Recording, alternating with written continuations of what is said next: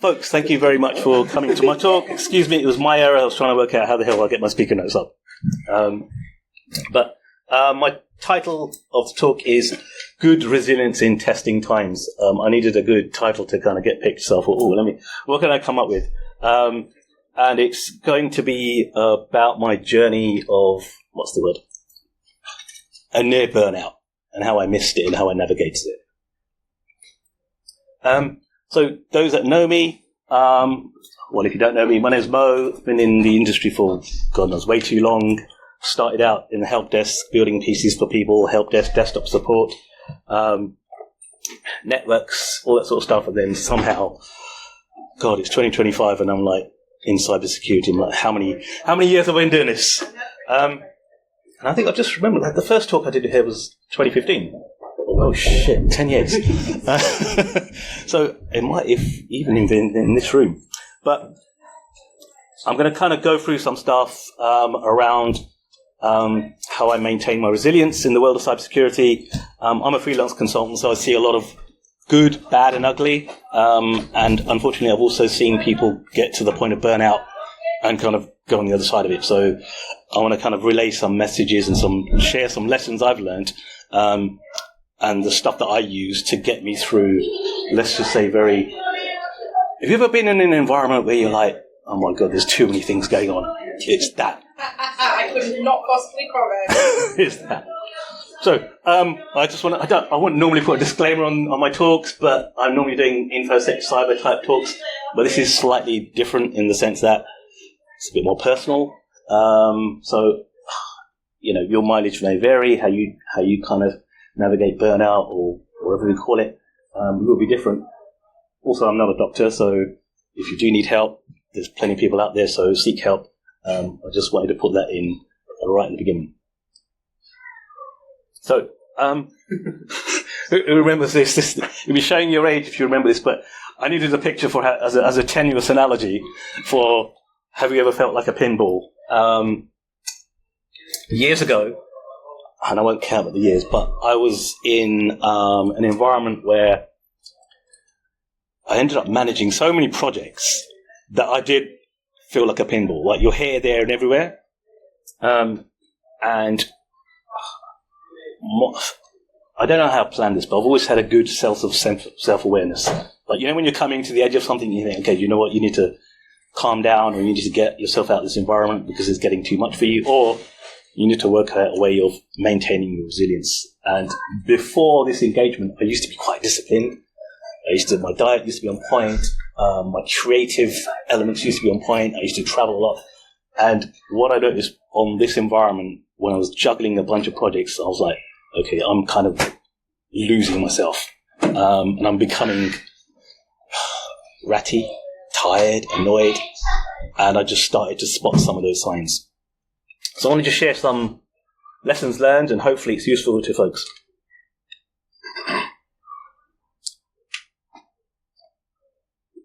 I think I probably had more projects than I was juggling, but it ended up being around about 20 projects. And some of them were like super high profile. There was a couple that they were linked to a TV campaign, and I was the security resource on those projects. The person that gets into conversations with project managers about, hey, you're going to have a pen test on this. And by the way, there's going to have to be a retest to make sure that you fix the stuff that the pen test highlighted. So you have to have all those battles. But it wasn't just for one project. It was for this one, it was for that one, it was that one. And I kind of got to the point where I was like, you walk into the building in the morning, and this was pre-COVID, and everybody's still in the office, and your backside doesn't touch the seat. It's like, Mo, can I grab you for this? Can I grab you for this? Can I grab you for this? And you're like, there's only one of me, right? And you still own them. You're the owner of the project, so you need to give enough guidance to a project so they can move forward. And then you're to that one, and to that one, and to that one. And before I knew it, I was like, I'm not entirely sure if we're actually doing anything here, or just going around in circles. Don't get me wrong, I love the work. I'm a geek. But it gets to a point where you get too much into it, and if you're not managing yourself, it can become quite dangerous. I coined the term By the way, this was an AI-generated calendar. Look at it. I mean, like, Waj, Med, something fun. So, yeah, that's going to take over the world, isn't it, right? But there were a few colleagues like that I met in that team. And they were like, how do you do it? How do you just navigate everything and are unable to get the projects in line and get people to agree? And I said, look, you've got to play the calendar games. And I came up with this term in the sense that you've got to block your calendar out and you have to be ruthless about it. Before I did that, I was like, yeah, I'll have a 5-minute chat with you. And then you get doorstop and desktop and you're like, oh shit, my day's gone. And I've done half of, if that, of what I wanted to do. So I came up with that term, and it was the only way that would give me respite to kind of manage the day, and you had to be ruthless about it. And somebody did once call me evil Mo. I'm like, look at me, how am I evil, right? Because they couldn't get your time, right? So if you find yourself in that sort of environment, you do have to be kind of like quite militant on how you manage your time. And the other thing is, I don't know how many people work in corporate organizations, maybe a few, maybe more, but the larger the organization gets, the more political savvy you need to have in order to navigate those kind of pockets. Because you're always, not pleased, but you're always trying to appease certain people to say, yeah, we're dealing with this, it'll get done. And then somebody else has got their incentives to deliver their projects, but you're the person who's got to basically make sure that everybody's good.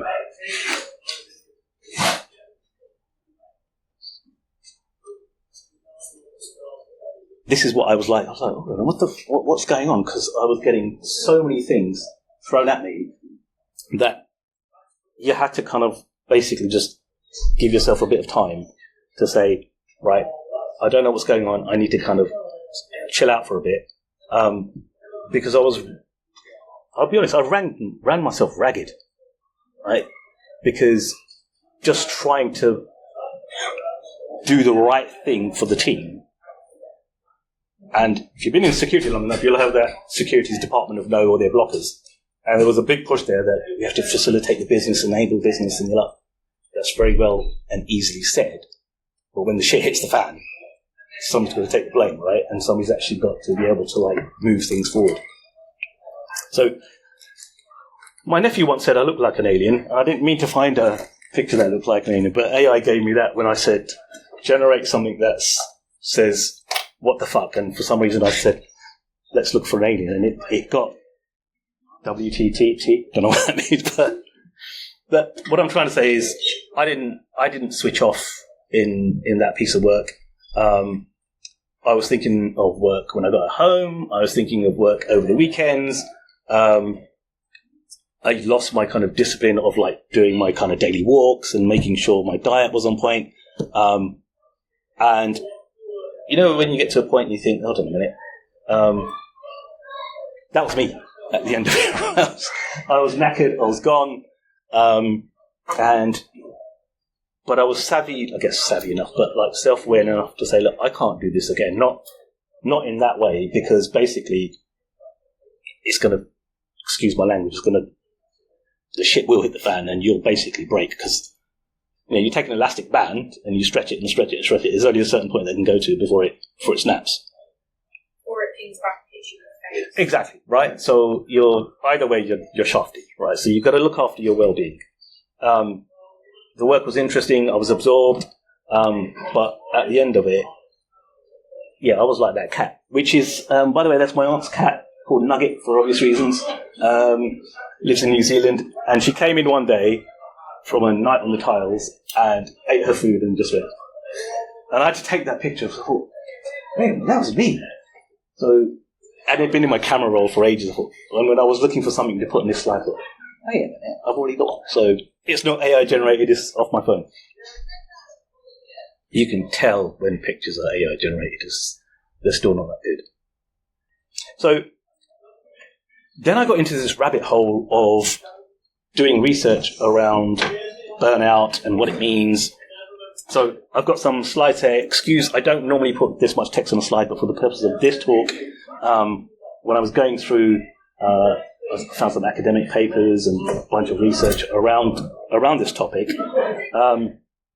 So there's a few definitions around it. So I've highlighted some of the ones in black are the ones that resonated with me. So I don't know if somebody here is looking at that and thinking, hold on a minute, yeah, this one, these words resonate. I mean, this one's from the World Health Organization. They call it an occupational phenomenon, which I think is quite an interesting way of tightening it. But yeah, I had energy depletion, exhaustion. There's a lot of research in the healthcare industry around burnout. So frontline healthcare staff, for obvious reasons, are burnt out. And then as I was looking for research for this, those are the things I found. There's a little bit of InfoSec stuff, research done I think among CISOs, we'll come to that in a minute. But all the stuff that I came through first was around the healthcare industry. There's a lot of parallels to it in our field, and I don't think that we talk about how burnout affects us or how important our well-being is in the cyber industry. There's a lot of people who are going through it. I know people who've going through it, but also got right to the far end, and you think, okay, I don't want to get to that point. But also, if I can share some lessons learned, then hopefully that can kind of help folks. But any hands up? I mean, do any of those words resonate with folks? Okay, good. So I'm not just making stuff up. So I have tried to do some referencing here. Being in a university, I thought, let me just put a bit of I can't remember if it was Harvard or whatever. I've been in uni in ages, but sorry. IEEE is the numbers of the square bracket. Brilliant. Thank you. I've got everything I've go through there. They're at the end. So if you do want to read further, it's all in there. And then I found one from the Handbook of Stress and Health, the Guide to Research and Practice. And I'll be honest, I did used to be, before this sort of stuff happened to me, I was like, burnout, what is it? You can handle it. Grow up, right? Just get through it. And you have a bit of bravado, you have a bit of ego, but you can be as bolshy as anything, right? But when it hits you and you realize it, or it hits somebody that you know, you're like, oh, maybe I should be a little bit more humble, right? And have a bit more humility. Emotional exhaustion, that one there, inability to replenish lost resources and gain new ones. I found that when I finished that project, it took me a long while to kind of just get back to me in some sense. And everybody that I've spoken to, they kind of mirror that. And all the research within the health sector, basically the same sort of thing. It's not just the health sector though, it's across the board with emergency services. Yeah. And I know that firsthand from being now ex-emergency services. Yeah, this is it. And I was ignorant to all of this. As soon as I started to research and read more, I was like, oh, wait a minute. This is a wider problem. I guess it's a societal problem. It depends on the role you're in. But from a cybersecurity perspective, it's like, well, if your people are burnt out and you're talking about building resilient companies and resilient security strategies, how does that happen? And if an incident happens and if your people are burnt out, how do you look after them, right? Do you think there's also a correlation between the cost of living pay not being increased necessarily that well and it being linked to burnout as well? Because you're not just worrying about how to be good at your job, you're also worrying about how am I going to cover X, Y, and Z. Good point. I've got another talk in the folder somewhere around culture and organisations and behaviour. Quick segue. So yes, I work inside the awareness culture side of things that come from done all the technical stuff and then kind of found the niche was awareness of culture, behaviour. And what you said is exactly that. When you've got CISOs and equivalent saying we want to change the culture of our environment, we want to change behaviours, but if the people in your business are stressed out and cost of living is getting higher and people are already burnt out from COVID, etc., you have to be very careful how you start doing these pithy quotes in terms of security is everybody's responsibility and we're going to change behaviours, because most people in most organisations, they want to go to work and they want to go home with the least amount of friction. So when you're trying to say to them, well, you should work securely this way, okay, most people will get that, but the way what you ask them to do has to be as easy as possible. Right? So I agree with you on that. Coming back, it all ties in.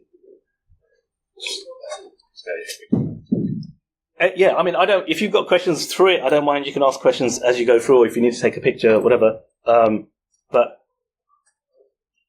this one was from a sleep and quality burnout study from Singapore healthcare workers. So as you can see, some of the words I've highlighted, they're basically the same, right? There's trends across it, but this one taught me something new.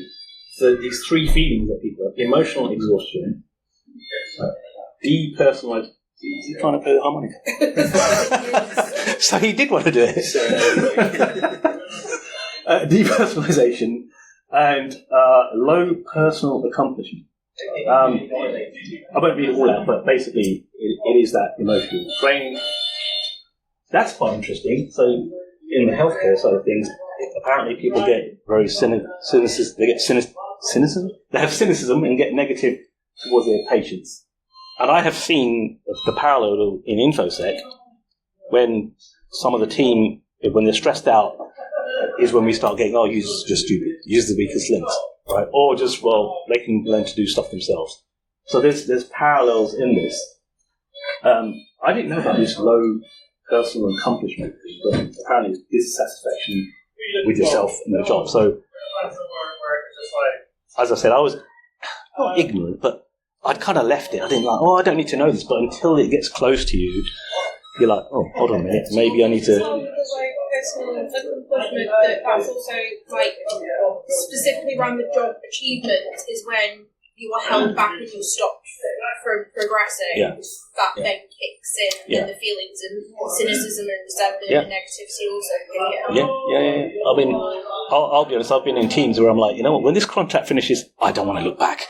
Right, because you're like, okay, we're done. As long as I've delivered and there's no hard feelings, I've done what I need to do, I'm done. Because sometimes you find environments where you're like, okay, whatever you try and do, you're going to move a little bit of the needle. But at the end of the day, it's your well-being that matters more than anything else. One more, I think. This one's from Mind Charity. Again, they're saying it's not technically a mental health diagnosis, but again, similar words, you're physically and mentally exhausted. For me, it's more mental. I always say, look, physical, if you break your leg or whatever, or your arm, you can recover that. But here, when you go past a certain point, or you're not looking after yourself, it takes longer to get back to where you should be, or where you want to be. There's little motivation. If I'm honest, I probably did see a dip in my work performance in that environment where you're like, okay, I can only do so much. So you're going to get 10%, you're going to get 10%, and that person might get 5% of my time, right? Because you can't be in every place at once. And I think I might have another one. This was the one from, I'd never heard of this organisation until I was searching around, but cyberminds.org, they did a study on security professionals in Australia, and apparently our industry burnout rates are similar to those in healthcare. And I'm like, whoa, hold on a minute. Most of us are not saving lives, right? We're not in front of patients or anything like that. So it's quite scary in the sense that if they're getting to that level, we've got a bit of a, I hate to use the word, London crisis. Like it's not a good situation to be in when our industry is getting to the point where our burnout levels and stress levels and not looking after our well-being is getting to the same sort of level as healthcare workers. To comment that. There's some of us may well be in slightly more removal from the front line. In some cases, like different SOC analysts or NSSPs who, if they do something wrong or if they don't deliver, some people may lose their jobs, their salaries, their families, their lives in some cases. Some people just can really get to. Just do, I mean, responsible for this. Because I in those sorts of roles, some people do, but also I used to do investigations, forensics investigations, fun times, and I had to end up writing reports that would go to HR, and it was on my evidence that somebody would basically get fired, right, or go to industrial tribunal and to go through those things. So it it does get to the point where I'll come to it later on, but your passion and your interest and the meaning of the work that you believe is can be exploited, not always deliberately, but sometimes. Do you feel it became desensitized? Sorry? Do you feel it became desensitized to it? Some that feeling said about your work and potentially someone getting sacked. Yeah, you can do. You can do. It depends how you manage yourself, right? It depends how, like, if you are savvy enough to say, you know what, just you need to kind of level yourself a little bit. But I do know people who become, you get to that point where you just become apathetic to it, you become desensitized to it. I don't think I got close to it, I'll be honest. It's like, oh, hold on a minute, I'm just like, we're going around in circles. With the best will in the world, you want to do the best job, you want to make sure everything's on point and support everybody. But if you've got 15 daggers coming at you, right, how do you manage that? Which brings me on to being the kind of weird, geeky person. How do I put this into my way of working? How do I kind of like not get back to that stage where I'm like feeling close to burnout or I'm losing the mode, right, losing me? So I came up with, I guess, my operating system, if you will, of things that I need to do, and I try and do. I'm not perfect at it. I don't think you're meant to be, but diet, exercise, sleep, that's my kind of first thing that I'm like, if I don't get that right, everything else basically, that's your foundation. Travel and exploration for me is like keeps me sane. I need to get out of my environment, out of my bubble. Creativity, I need to do, we'll come to that, but I'll run through each of these, but I need to be doing creative stuff, because if you're always thinking of the same things in the same bubble, you're basically, in some sense, cheating yourself, because you're not giving yourself time to be creative, right? And pick up the stuff that you used to do. Maybe it's you played the guitar, or you did some creative stuff, you painted, whatever it was. You need to have something analog outside of, like, we're pretty sedentary in our jobs, right? We're sitting most of the day staring at screens. Support network. I realised, like, you know what? If I'm feeling low, I need to have like people around me. You can't do this stuff alone, right? So whether it's loved ones, partners, friends, peers, you've got to have somebody who's going to help you through that. And then we touched on this, but meaningful work. So I'm going to go through each one, and I've also kind of found a bit of research to kind of align with what I'm saying. So, did it move? It did move. Here we go. Sorry, that's me. So the first one, diet. I knew that I had to kind of. I was always this sort of person, right? I'm like, I'll be good stuff. But when I'm stressed, either my appetite goes, or I'm reaching for that, right? I'm reaching for the bad stuff, which is fine, but everything in a balance, right? And there's plenty of research that basically kind of said, look, healthy diet, healthy mind, all that sort of stuff. And the other thing I have to always remind myself is, and he says it and he's forgotten it, like hydrate, right? Because if I'm running around busy, what happens, I get very tunnel visioned. I'm like, I've got to do this, this has got to be out of the way. And I forget to do the basics, like, there's your bottle of water, like, have water around, because I tend to hydrate when I'm thirsty, but apparently you're supposed to hydrate, like, throughout the day. So when you're thirsty, it's too late. That's when your body's saying, hey, fool, you need to have some water. For me, I'm lucky enough to live near Epping Forest, in East London. My exercise is walking. I'm a walker. I walk up escalators. I'll walk up, just let me go and I'll go. So that's my freedom, if you will. I started combining my walking with Pokemon Go now, because I'm just bored of just walking, so I needed something to combine it with that would still get me out and still get me active. Yeah, I have walking meetings, but for me it's an escape, even if it's 20 minutes. But I tend, if I'm not engaged with a client, I'll go out for a walk in the morning. Like, that's 5 minutes down the road from me, so I've got no excuse.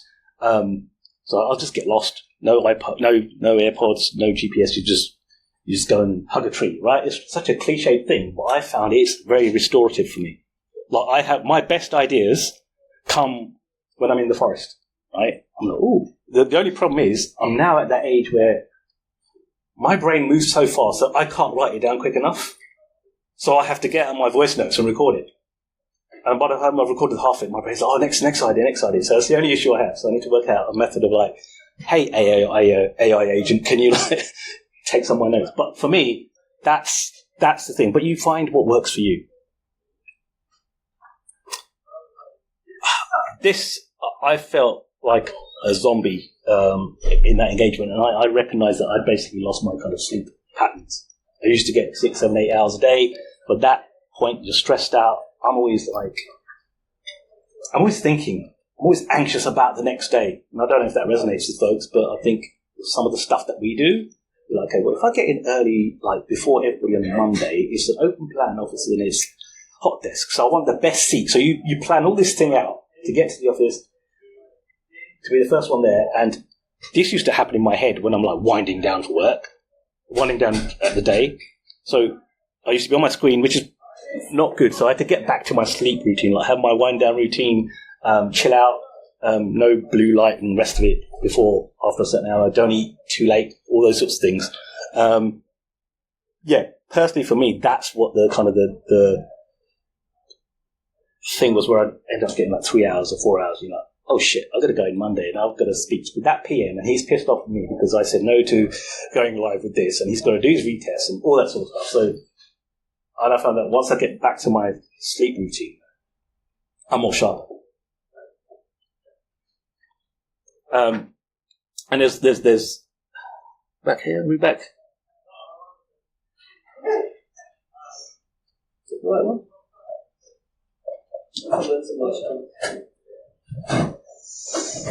Just make sure I'm on the right one.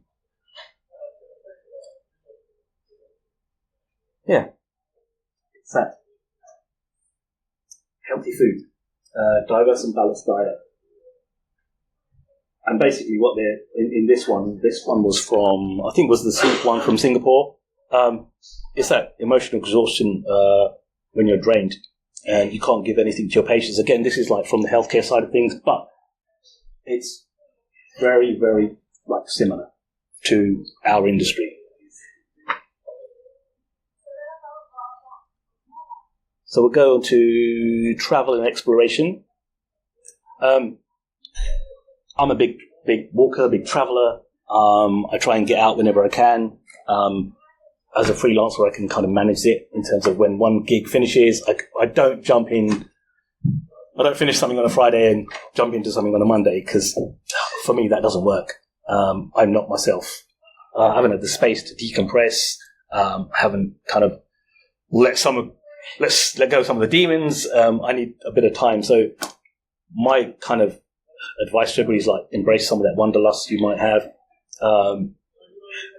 For me, it sparks that creativity, gets my juices going again, if that makes sense.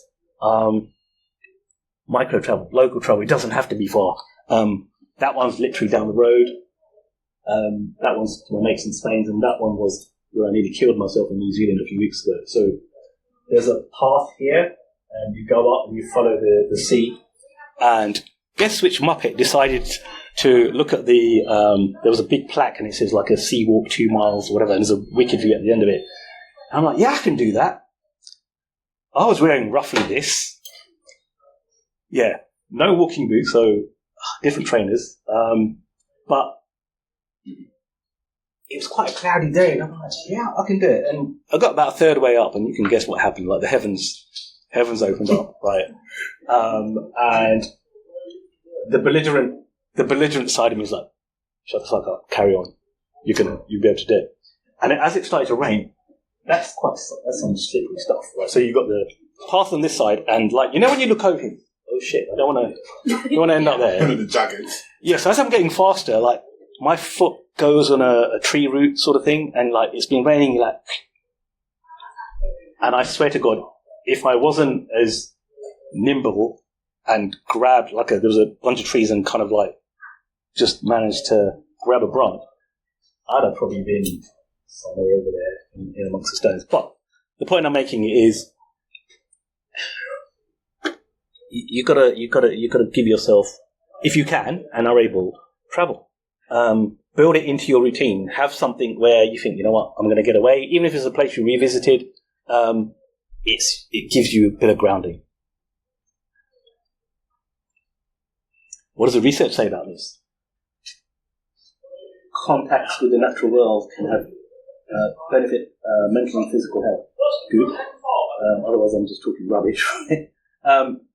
Even local key contacts with the local neighbourhood. So if you've got a park near you, get out, go there. And like I said, I'm fortunate to live near the forest. And there's been research around this for years. This one is on doses of neighbourhood nature, the benefits of mental health of living with nature.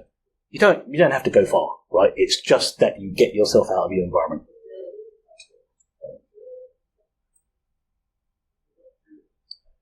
My creativity side. So I'll follow the same pattern, but for me, I don't know who loves jigsaws, but I love jigsaws.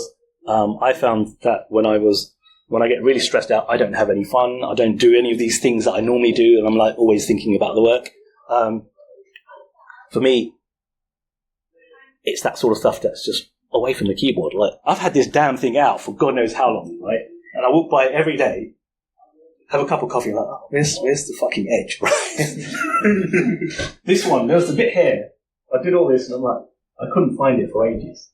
I'm like, you know when you have that thing, you think, bastards like this, do I have to write to them to say, give me the edge? But for me, it's doing just simple things away from the keyboard that kind of bring me my joy back in some sense. Big Lego fan.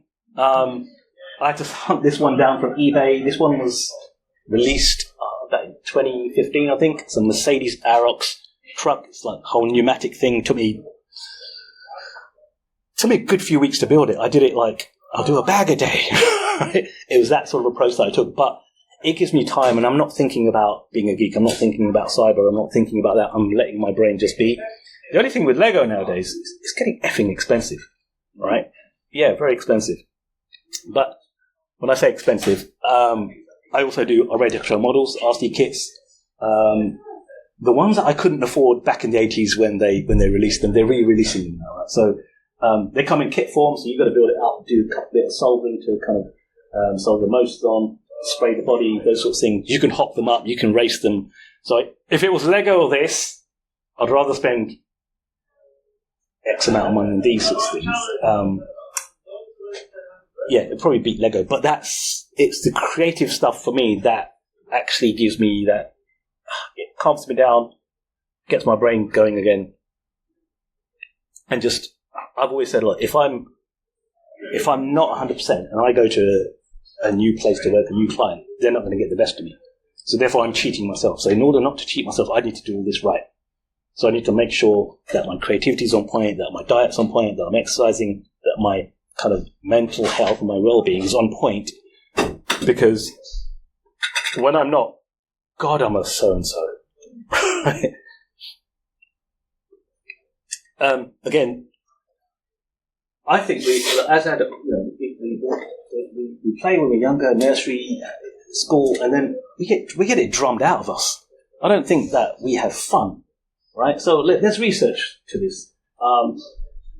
It helps you manage stress, helps you let off steam, build it into your daily routine. At 7 o'clock every day, I try, probably not today, I used to do, I'm a trance, techno, ambient music guy, so back in the day I used to use something called Fast Tracker. I don't know if anybody remembers that. It's like a mod program. So I'm buying some kit that I could just spend an hour a day, just like zone out, and I find that I lose time when I do that. I don't notice days go by or time will go. So build something in.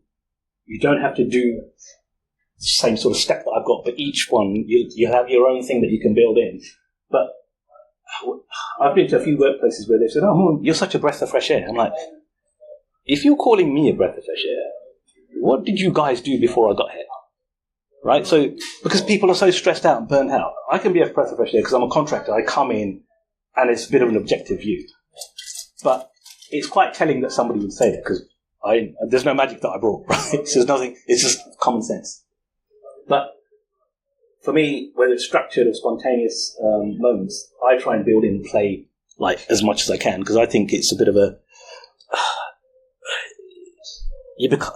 people say, look, robots are going to take over the world, but we are robots in some sense. You work 9 to 5, Monday to Friday, 9 to 5. Well, nobody works 9 to 5, right? It's either way before that or way after that.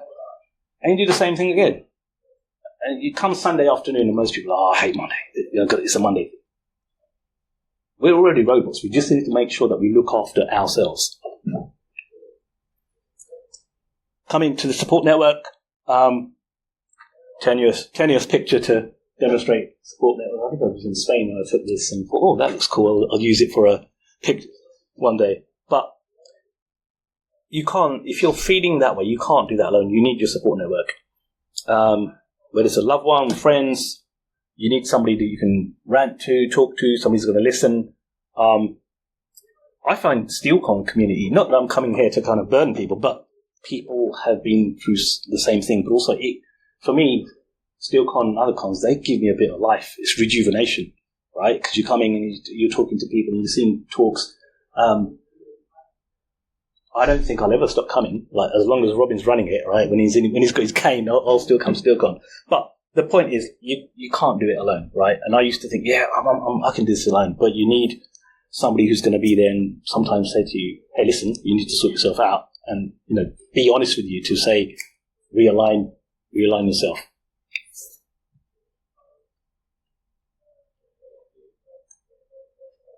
There is research. Protective buffers. We all know about buffer overflow, but what happens when your own one overflows, right? You've got to make sure that you've got to protect your own. And when you have somebody there with you or people around you, they can support you. They're able to help you into kind of making sure that how you manage it. I was going to add to the point about the building being creative. Mm-hmm. And it's been necessarily the best solution to solve another screen. I found myself, weirdly enough, going back to Minecraft. Yeah. And just building massive houses or raiding wooden mansions, turning it into a mansion. It's good fun. Yeah, but that lets you just be, right? It's like you lose yourself in some sense. Absolutely. Right? So, like I said earlier, when I'm in the forest, I'm not thinking about work, and I'm just being, right? And then the other part of my brain is like processing stuff that you would have wanted to. It's like, by the way, remember that project you were thinking about or idea? And then it comes to you. So that's the sort of stuff that I will advocate to folks, like find something where you get a bit of joy out of. Do you find as well that, because I have worked in socks previously and it's been shift work, like days, nights, etc., varying lengths of time on, and then rest days, and then when I went to the emergency services it was the same again, days, afternoons, nights, 6 on, 4 off. I personally found that when, say, my friends, my boyfriend, everyone predominantly works Monday to Friday, 9 to 5, with obviously a bit of flexi time, and I'm doing shifts, my support network kind of fell through the floor, because when I was free, they were busy, and then vice versa, and then that really impacted coping mechanisms and stuff like that. And do you find that is also, shift work is a risk factor leading to more burnout, essentially? You're not the first person to say that or ask that, because there's a handful of people that I know who still do that, shift work. It probably does, because like you say, if your balance is different, so you're doing shift work and your partner or whoever is on a different pattern, and they would be the people to support you, and you're like, hold on a minute, I'm feeling like X, and then there's nobody to, and that's where we need to work out how do we manage that. And I think orgs need to work out, look, I might be a bit controversial here, but at the end of the day, well-being is your own. You've got to look after yourself. So your organisation may have whatever they want in place, but when all is said and done, they're going to want you to deliver, right? And with all the layoffs going on and sackings and like the current job market, I've been around the block. Like I'm hitting nearly 50, right? So there's patterns that you can see, but I don't think companies do enough. I think it's a lot of rhetoric. around looking after people's well-being, but I think companies could do a lot more. And I'm happy to present this talk to. I think there's a mental health and cyber program that somebody's running. I might take this on the road and say, look, if I can share some lessons, or people want to kind of take stuff away from it, because I don't think we talk about it enough. There's more people talking about it, but I would agree with you in the sense that we need to probably do more and be able to support, especially those people in SOCs, right? Because that's the front line in some sense. Yeah, because I've worked for companies that have got offices in America, offices in Australia, and SOCs there as well. But the UK company did all the SOC work, and it was shift work. And I was like, well, why can't we delegate some of this? Why can't America come online and do the night stuff because it'll be their daytime? And it didn't happen, right? It didn't happen. Yeah, that's really attest to that being one of the probably better solutions. Yeah. I mean, I work at an MDR based in America who has a UK Australian team. Yeah. And there was a time when I used to work 11 to 7 UK time because the Americans needed some more support at that time. Yeah. And it was okay. It wasn't the worst job in the world. As soon as I moved back to 9 to 5, my life just elevated. Being able to not go straight to bed when you finish work is great. Yeah. And even though I'm not waking up any earlier or spending any more time, it feels nice to be able to wake up when the sun comes up. Rather than going inside. When I was in emergency services, I ended up, to put it bluntly, throwing my toys out the car and putting a fixed hours request. I have now diagnosed ADHD. I suspected I've had it for quite a while. And my natural sleeping pattern whenever I've been on annual leave or rest days or off sick because of burnout, I was waking up naturally at 11 a.m. and then wouldn't be going to bed until 2, 3 a.m. So those were the hours that obviously I was at my most functional. So that's what my working... I still did my 6 days, 4 off, but it gave me time in the morning to get stuff done. And then I wasn't feeling as pressured, and then thinking when I was at home, I've got the dishes to do, I've got my birds' cages to clean, I've got to fight with my Hoover. Yeah, it's a difficult balance. I think many people complain about this. That's why not many people are staying in a SOC analyst or whatever. Yeah. But I can never do on call. No. I can never do on call. Because I'm always now constantly, because I've had the SOC experience of getting, can you come back to a SOC? And I'm like, with recruiters, is it shift work? Yeah. Yeah, no, it's that happened to me when I was starting out. I was like, can't do it. For example, I work for CrowdStrike, and our SOC is using the follow the sun model, so we work like 4 days a week, day shift, basically, and then we get 3 days off, and it's fixed. Yeah. And it helps a lot. Yeah, I mean, you will either work Sunday to Wednesday, or Wednesday to Saturday. But I know that these will be my fixed days. This will be my fixed. Yeah, it's constrained. You've got some control of it. Yeah, and you wake up at 7. You log in at 7. Basically, you log off at 6 p.m. and you know that you have 3 days off. And my sleep doesn't get destroyed, basically, which is good. Obviously, SOC is not forever. No, it's a transition, right? Which brings me on to what does it call it? Meaningful work. I think we're probably all aligned on this in the sense that for me, when I'm doing something that I believe in and it's meaningful, for me it's increased well-being. But there is the possibility of exploitation, right? We all know that word in our cyber side of things. But when the organisation doesn't give you that support and that balance, and they'll be like, okay, well, hold on a minute. They're working all the hours, God sends, happy days, right? And you get exploited in that sense. And even financially exploited. Yeah, you don't, you'd be like, hold on a minute, I've done overtime, I've done all this, and I'm not really getting paid what I should. Or I'm getting a paltry $5,000 for doing night shifts as well, where I'm like, I'm not being funny. Yeah, I had to move myself out of that sort of work because they wouldn't get dark mode, right? I'm very quite placid and nice, but if somebody starts to take the mick, there's a different version. I mean, I was the only female on the SOC team. I've had to. I was underpaid by half compared to the other guys on my team, and I just went, no, I'm not doing this. Yeah, I'll say it. It's a piss take. Yeah, it's an effing piss take. Because I've in the security industry. That's why I've left it, pretty much. Yeah. And I went to emergency services, and that's a bit of a long story as well. But it is. People do. There is that exploitation.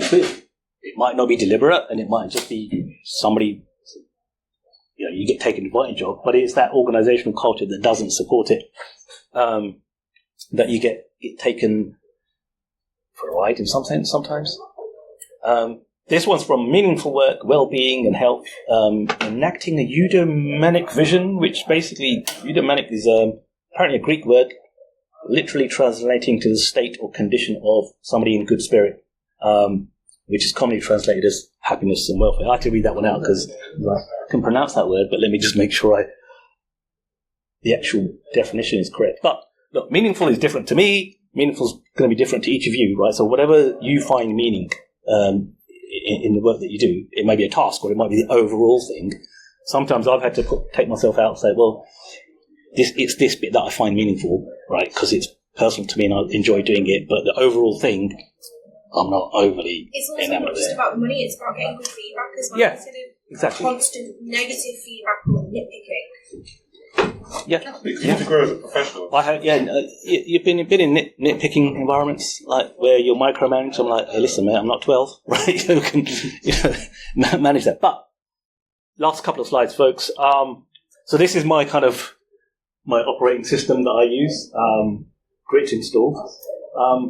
But the last thing I wanted to say is you need to give yourself some time to basically sometimes do nothing, right? Allow yourself to be. These, I'm not perfect in each of these, but this is how I try. And in my head, I'm like, okay, I need to make sure I'm doing these to a certain level where I'm good. But apparently, boredom's good for you. But when I give myself time to do nothing, I do, like I said earlier, I get ideas come to me, and I'm a lot more me than not. But it's that creativity and self-reflection that comes back to me. Because I'm like, okay, when I'm in reflecting mode, do I want to go back and do that sort of work, or do I want to pivot? Or do I want to go, right now I'm on a break, I'm going to be doing some research around AI type stuff, a bit of threat modeling, those sorts of things that allow me to get the mojo back in some things. Otherwise, you're made to feel guilty when you're doing nothing. But when you're doing nothing, you're actually doing something in the sense that you're allowing yourself to be, and that allows your brain to become a sponge again. Because you get really focused in work, right? You want to deliver and you want to do a good job, but you should have the time and the space to allow yourself to be a little bit bored. It's great. It allows you to zoom out, see your state of being, state of play. Exactly that. It's that self-reflection. Like the other day, I came up from the head office still yesterday, and I was thinking, I was just sat on my bed wondering what I'm doing, and I thought, I've got a lot of dumb stuff. I spend a lot of money. I need to think about my spending. And then I wouldn't have had the opportunity if I hadn't had those hours to think about. Yeah. It's that self-reflection. It's like, sometimes it's seen as a negative. It's like, oh, you should be productive. You should be doing something. And I'm like that. I was raised like that. And if you're sitting there doing nothing, you're just thinking, or you're just having creative time, people say, oh, why are you doing work? Why aren't you doing something? So I'm trying to get the message across to folks and remind myself that sometimes you've got to give yourself some grace, right? Give yourself some grace to chill out, but otherwise you're going to burn out. Right? That's me. That's me when I'm burn out. That mood. You do not want to approach me, right? It's that. What do you want? That sort of thing. And this one was from my mate's cat.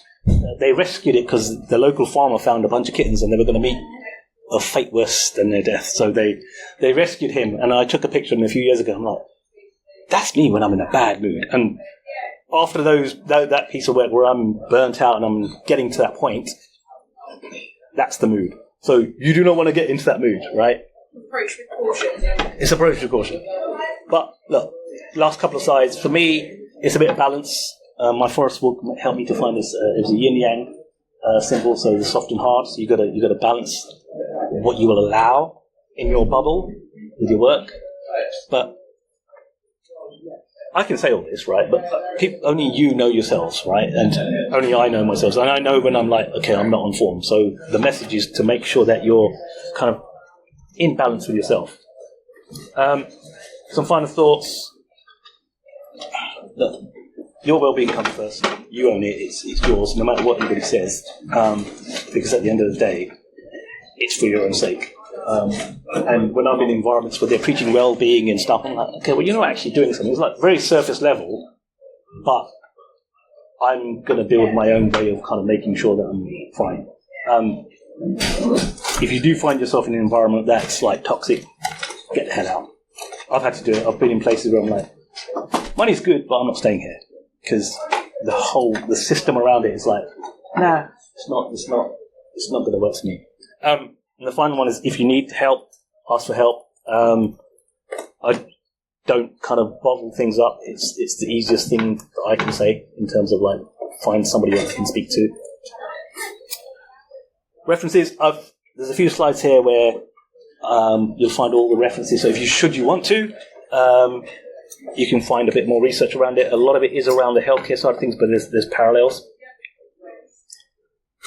Bit of further reading. They weren't referenced, but I was Googling around, and when I was going to do this talk, I'd find to pop it in. And then, folks, that is it. Thank you.